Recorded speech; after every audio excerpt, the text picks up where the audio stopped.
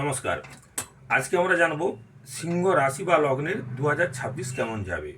তো প্রথমে আমরা যদি সিংহ রাশি বা লগ্ন সাপেক্ষে যেগুলো লং টার্মের গ্রহ, যেমন রাহু, বৃহস্পতি, কেতু, শনি, এই গ্রহগুলো কোথায় কোথায় পজিশন সারা বছর থাকবে সেটা যদি আমরা জেনে নিতে পারি, তাহলে কিন্তু আমরা বুঝে যেতে পারবো যে 2026 সিংহ রাশি বা লগ্নের কেমন যাবে। দেখুন, জন্মছকের মধ্যে এটা হচ্ছে সিংহ রাশির ঘর। সিংহ রাশির লগ্নে কেতু থাকছে কতদিন? 5/12/2026 পর্যন্ত, 5 ডিসেম্বর 2026 পর্যন্ত কেতু থাকছে লগ্নে, সিংহ রাশি বা লগ্নে থাকছে। এখানে বৃহস্পতি 2026 জুন মাস, 2/6/2026 জুন মাস পর্যন্ত বৃহস্পতি থাকছে সিংহ রাশি লগ্নের একাদশে। রাহু কেতু থাকছে 5/12/26, তার মানে এখানে রাহুও থাকছে 5/12/2026 পর্যন্ত। শনি সারা বছরই এই অষ্টম ভাবে অবস্থান করছে। সিংহ লগ্নের ক্ষেত্রে কিন্তু মারক, সেই শনি অষ্টম ভাবে অবস্থান করছে। এই মোটামুটি গ্রহগুলো থাকছে। প্রথমে বলি না, আমাদের এই বছরটা আছে, আমরা যেটা নিউমারোলজি হিসাব করি 2/0/2026, অর্থাৎ 2/2/4, 4/6/10, 10 মানে 1, রবির বছর। তাহলে সিংহ রাশি বা লগ্নের জন্য নিউমারোলজি অনুযায়ী রবি কিন্তু শুভ, অর্থাৎ এই বছর কিন্তু 2026 সিংহ রাশি লগ্নের জন্য নিউমারোলজি অনুযায়ী অবশ্যই কিন্তু ভালো। এবার দেখুন এইখানে একাদশে বৃহস্পতি আছে। একাদশে বৃহস্পতি থাকছে 2রা জুন 2026 পর্যন্ত। 2রা জুন 2026 বৃহস্পতি যতক্ষণ একাদশে থাকবে ততক্ষণ তার দৃষ্টি কোথায় কোথায় পড়বে দেখুন। 1, 2, 3, 4, 5 বৃহস্পতির দৃষ্টি যাচ্ছে তৃতীয় ভাবে, তো পঞ্চম ভাব, 6, 9, নবম ভাব। তাহলে বৃহস্পতির দৃষ্টি কোথায় কোথায় থাকছে? 1, 2, 3, 4, 5 পঞ্চম ভাবে, 6, 7 সপ্তম দৃষ্টি এবং অষ্টম নবম দৃষ্টি। অর্থাৎ সিংহ রাশি লগ্নের সাপেক্ষে তৃতীয়ভাবে দৃষ্টি থাকছে, পঞ্চমভাবে থাকছে এবং নবম দৃষ্টি থাকছে সপ্তম স্থানে। সপ্তম স্থানে দৃষ্টি থাকছে 1, 2, 3, 4, 5, 6, 7, 8, 9। নবম দৃষ্টি থাকছে সপ্তম ভাবে। তাহলে বৃহস্পতির দৃষ্টি তৃতীয়ভাবে থাকায় কী হবে? তৃতীয়ভাবে থাকায় তৃতীয় ভাব থেকে আমরা যেগুলো বিচার করি, ভাই বোনের সাথে সম্পর্ক ভালো করবে, ভাই বোনের সাথে সম্পর্ক ভালো থাকবে 1।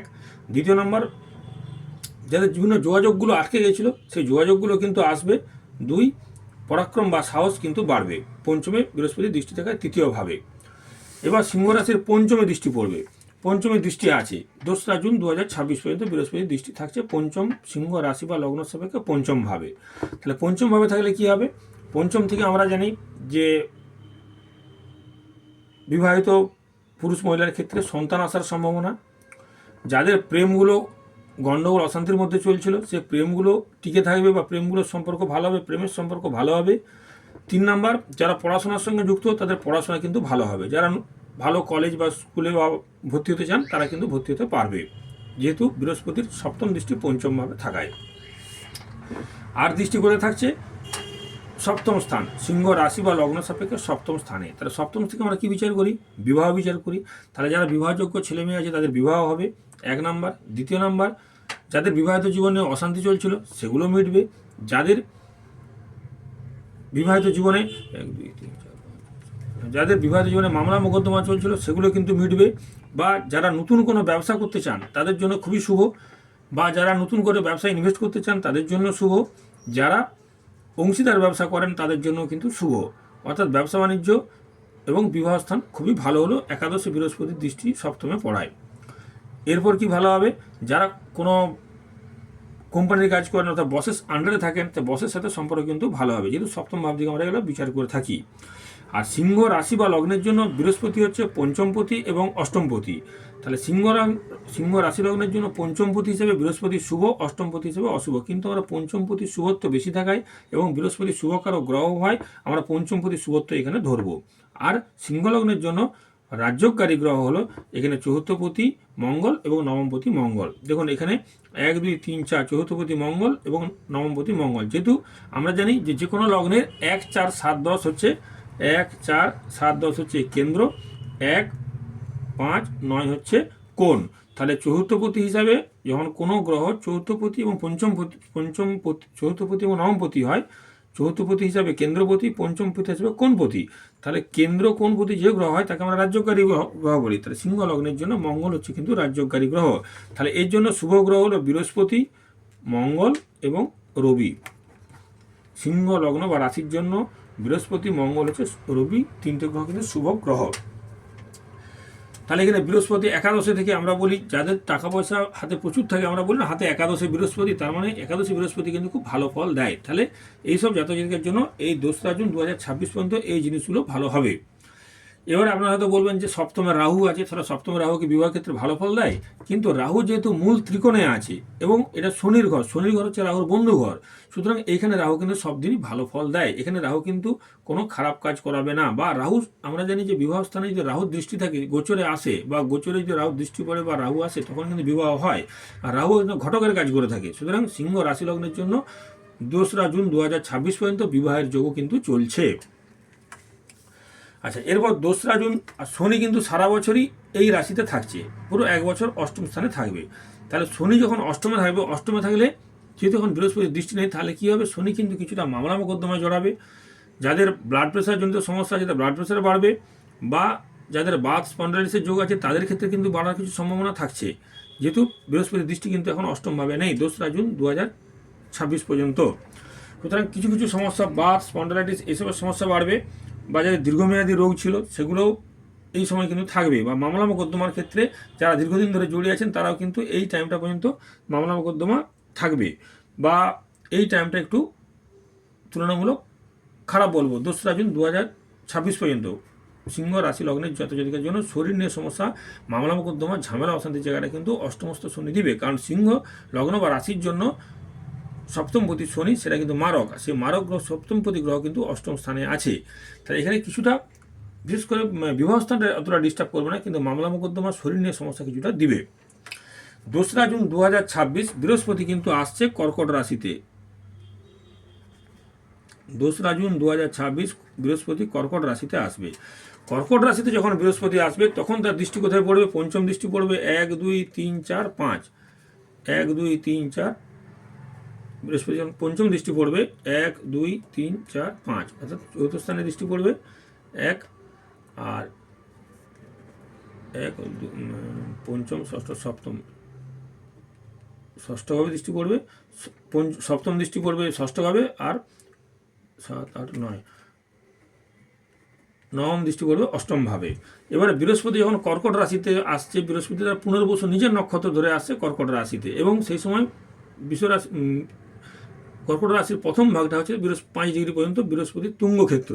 সুতরাং এইখানে দ্বাদশে বৃহস্পতি আসলেও আমরা জানি দ্বাদশ স্থান খারাপ, কিন্তু এই বৃহস্পতি যেহেতু তুঙ্গস্থ বৃহস্পতি এবং বৃহস্পতি নিজের নক্ষত্রে আছে, এই বৃহস্পতি কিন্তু কোনো খারাপ ফল দিবে না।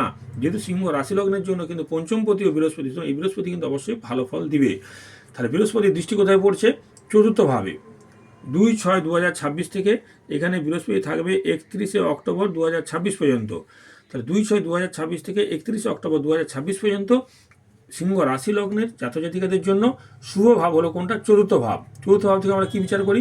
বাড়ি ঘর, নতুন বাড়ি, নতুন ঘর, জায়গা জমি, বা প্রথম স্টেজের পড়াশোনাতে এইচএস পর্যন্ত পড়াশোনা, ছাত্রছাত্রীদের ক্ষেত্রে পড়াশোনা ভালো হবে, বা যারা নতুন হোস্টেল, নতুন কলেজ, নতুন জায়গায় ভর্তি হবে তারা ভর্তি হতে পারবে, পড়াশোনায় মন বসবে সিংহ রাশি লগ্নের জাতজাতিকাদের জন্য। আর যারা নতুন গাড়ি, বাড়ি বা যানবাহন কিনতে যাচ্ছেন তাদের জন্য কিন্তু শুভ। 2রা জুন 2026 থেকে 30শে অক্টোবর 2026 পর্যন্ত। এরপর বৃহস্পতি দৃষ্টি পড়ছে ষষ্ঠ ভাবে। ষষ্ঠ ভাব থেকে আমরা ঋণ বিচার করি। সুতরাং এই সময় যারা ঋণ ধার নিয়েছিলেন তারা কিন্তু ঋণ ধারগুলো শোধ করতে পারবেন। এক, ষষ্ঠ থেকে যারা দীর্ঘদিন ধরে এই মামলা মোকদ্দমা বা আইনি ঝামেলায় জড়িয়েছিলেন তারা কিন্তু এখান থেকে মুক্তি পাবেন। যারা দীর্ঘকাল ধরে শরীরের সমস্যা চলছিল, যেগুলো আমি এতক্ষণ ধরে বলছিলাম যে বাতের সমস্যা, ব্লাড প্রেশার, বা দীর্ঘদিনের ঝামেলা অশান্তি, মামলা মোকদ্দমা, সেগুলো থেকে কিন্তু অবশ্যই এরা মুক্তি পাবে। এবং ষষ্ঠভাবে বৃহস্পতির দৃষ্টি পড়ায়, এবং বৃহস্পতির বা যারা শত্রুতা করছে দীর্ঘদিন ধরে শত্রুতাও কিন্তু নাশ হবে এই সময়, তারা কিন্তু ষষ্ঠ ভাব কিন্তু ভালো হবে বৃহস্পতির দৃষ্টি পড়ায়। এরপর বৃহস্পতির দৃষ্টি পড়বে অষ্টম ভাব। অষ্টম ভাব থেকে আমরা বিচার করি মামলা মোকদ্দমা, আইনি ঝামেলা, সুতরাং সেগুলো কিন্তু মুক্তি পাবে। বা যারা অষ্টমস্থ শনি কী করে, মানুষকে খারাপভাবে জড়িয়ে দেয়, বা যা এক কথা বলে যে কোনো নেশার সঙ্গে যুক্ত করে দিতে পারে, বা যে কোনো কী বলবো যে খারাপ সঙ্গদোষে জড়িয়ে যেতে পারে, সেখানে বৃহস্পতির দৃষ্টি পড়ায় সেটা কিন্তু ভালো হয়ে যাবে। বৃহস্পতি কিন্তু শনি কিন্তু আছে কিন্তু বৃহস্পতির ঘরেই, আর সেই বৃহস্পতি কিন্তু জুন মাসের পরে কিন্তু শনির পুষ্যা নক্ষত্র ধরবে। জুন মাসের লাস্টের থেকে বৃহস্পতি আসবে কোথায়? পুষ্যা নক্ষত্রে। পুষ্যা নক্ষত্র শনির নক্ষত্র, এবং সেখান থেকে অষ্টমভাবে দৃষ্টি দিবে। সুতরাং এই বৃহস্পতি সবসময় শুভ ফল দিবে, আইনি ঝামেলা ঝঞ্ঝাট থেকে মুক্তি দিবে, আর যে কোনো অপারেশনযোগ রক্তপাত যোগ থেকে মুক্তি দিবে, এবং যাদের বিভিন্ন রকম মামলা ঝামেলা অশান্তি জড়িয়েছিলেন সেগুলো কিন্তু থেকে মুক্তি পাবে বৃহস্পতির দৃষ্টি পড়ায়। সিংহ লগ্নে থাকছে কিন্তু সারা বছরই কেতু।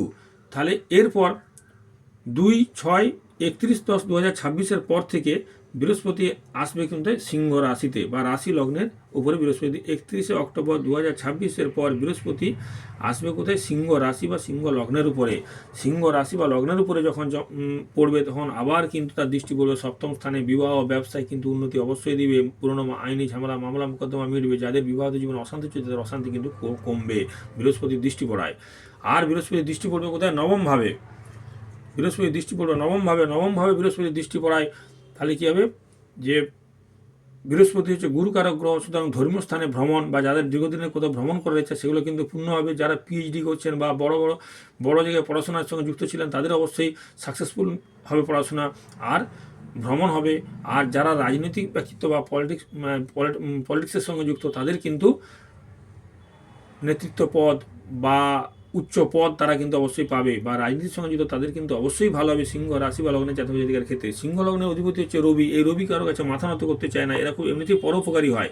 আর সিংহ রাশি লগ্নের জাতক জাতিকারা সবসময় চায় যে তাদের কথা সবাই শুনে চলুক, বা তারা নেতৃত্ব ক্ষমতা তাদের মধ্যে থাকে, এবং এই বৃহস্পতি নবমভাবে দৃষ্টি দিয়ে কিন্তু অনেক উন্নতি দিবে।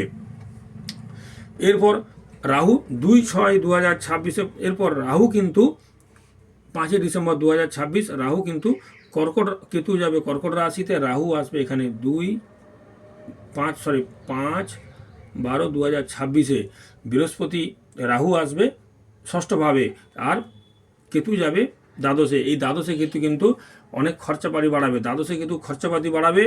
আর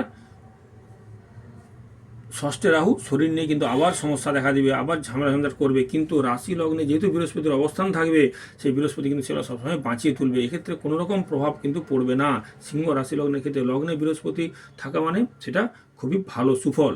সুতরাং এই বছর সারাটা বছরই বৃহস্পতি কিন্তু খুব ভালো ফল দিবে সিংহ লগ্ন বা রাশির জন্য। অতএব এইখানে সিংহ রাশি লগ্নের জাতক জাতিকাদের 2026 এক প্রকার ভালোই বলা যায়। নমস্কার।